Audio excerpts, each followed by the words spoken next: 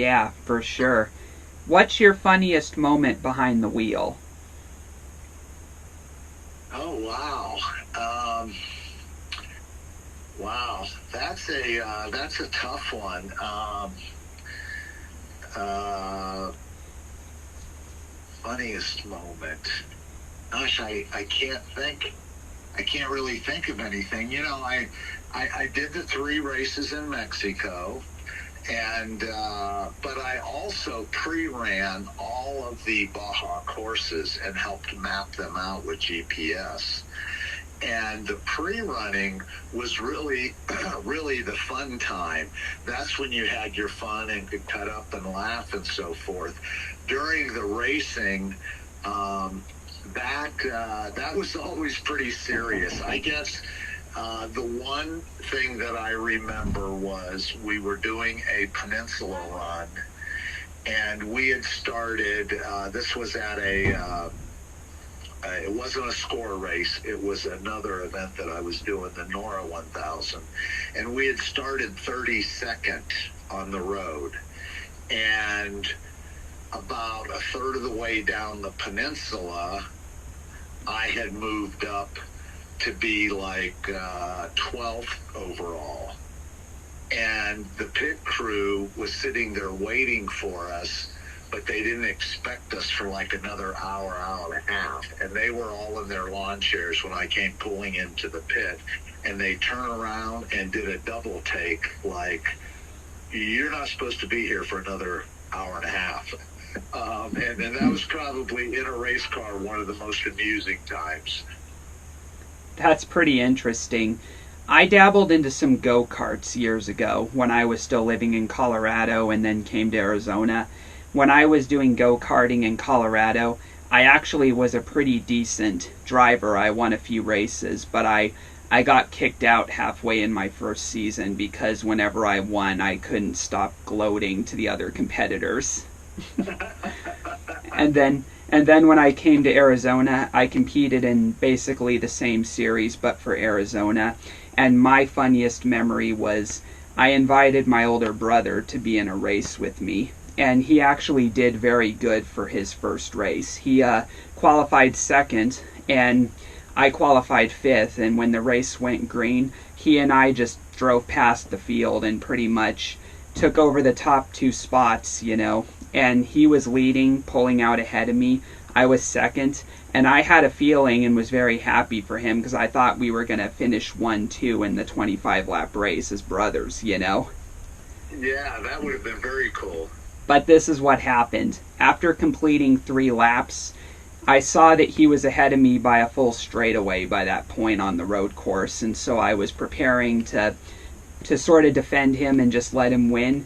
But then on lap 4, I looked over in the next turn as I was coming on the corner and saw my brother Harrison stuck in the middle of the track, banging his fist on the steering wheel in frustration. and I Oh no. and I just, the minute that I went past him, I took the wheel with my hand and waved goodbye with the other one gloatingly. Like to say, see you in victory lane. Yeah, yeah. Very cool. Very cool. But yeah, I felt really bad for him, and he ended up finishing last. And the reason why he broke down was because of a blown engine. Oh, okay. Well, that'll do it. But I felt bad for him afterwards. As I stood on the podium and he congratulated me, I was like, "You should have won this race, Harrison." Yeah, you know what I mean? Yeah. Oh, yeah. Have you ever had those races where you perform so bad and hit anything and everything to the point where you might as well have hit the pace car? Yeah, actually, no. My racing was pretty limited. I raced a total of 7 times and was fortunate enough to do well at every one of those races. The rest of my career, I was always one of the guys behind the scenes, planning out the pits and the routing and providing the support for the racers that raced on BF Goodrich tires. Ah, got it. What were your favorite tires to use? Um, Well, BF Goodrich kind of led the way. I was actually working for them at the time. And the big story in off-road was everyone ran on production tires that you could go buy, and put on your truck that you have at home. And the competition was heating up in the 80s, and I convinced BF Goodrich to make an off-road race tire. And it took a couple years, but they did. And it's the winningest tire in Baja today. They've had a ton of success with it. They continue to develop it. And so I guess if you're going for the overall win, it has to be a BF Goodrich tire. There's not a tire on the planet that's been able to do as well as it has done over the past 40 years, if you will. Yeah, you never know. Robbie could end up starting his own tire. Speed Tires. Yeah, it wouldn't surprise me. Yeah.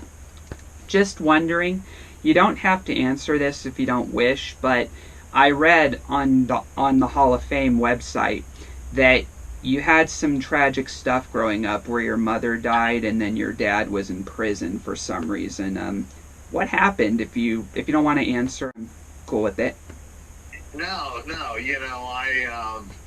I don't mind answering. I mentioned that my childhood wasn't exactly normal, and it was a little rough growing up. But my mother passed away when I was 13. And by the time I was 16, my father was in prison, and I was living in a neighbor's basement, and finished high school on my own, and then went to working part-time and going to college part-time. And a lot of people said, wow, that had to really be tough, and oh my goodness, I feel so bad for you and everything. And I tell people, please do not feel sorry for me. While that was very, very unfortunate, I think it made me the person that I am even today. I never wanted to be that person that my dad was. He was not a good person. And I never wanted to be that person. So I went in the opposite direction. Probably part of the reason, I pursued a career in criminal justice. I despised it. And so I worked very, very hard to go in a different direction, be a good person. When I say be a good person, I feel like a good person is someone that treats other people very well, kind, works hard, always does the right thing, or at least never does something that could be mistaken for being the bad thing. You're going to have different accidents or maybe make a wrong decision or something like that. But if you're always trying to be the best person that you can, I think that that goes a long ways, and people recognize that as well. When I was retiring in December last fall, one of the racetracks had a big get-together and celebration for my career, which I was truly honored. And again, I don't necessarily like to be that guy up on stage, but I find myself there sometimes.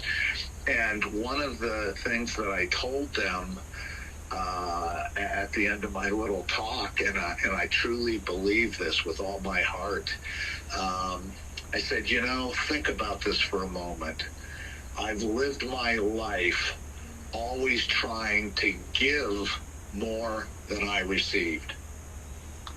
And if everybody in this world would do that, think of what a great world we would have.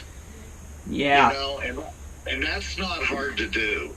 It really is not hard to do. You can turn your head the other way when bad things happen to you because of someone else, but you just keep moving forward, and you keep trying to always do the right thing and give more than you receive.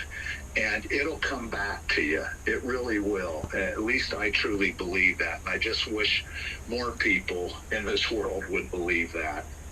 Yeah, you bring up a lot of interesting points. Matt Kenseth and Mark Martin, for example, they were able to show that even though they didn't win as many championships, in Kenseth it was one and in Mark it wasn't, they were able to establish that they were still a champion in the big picture. You don't have to have a trophy.